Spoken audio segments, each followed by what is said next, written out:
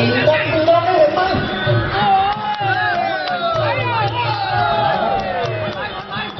เดินหน้าข้ามลูกแท่งใหม่คอยตั้งรับคอยสกัดตั้งรับเอา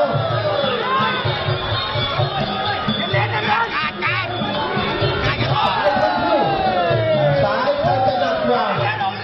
สายใครจะเข้าเป้าก่อน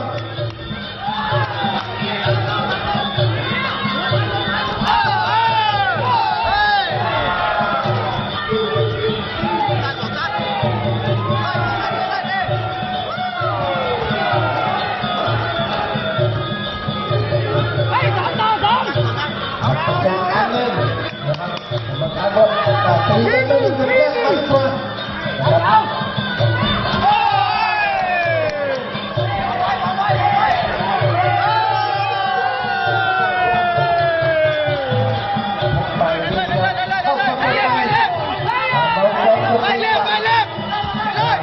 เอาลงก็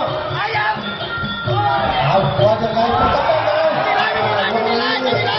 โค้งขาเข้าสู่เองหัวใหญ่ๆนี้ลงเป็นประจำเหลือเกินนะครับ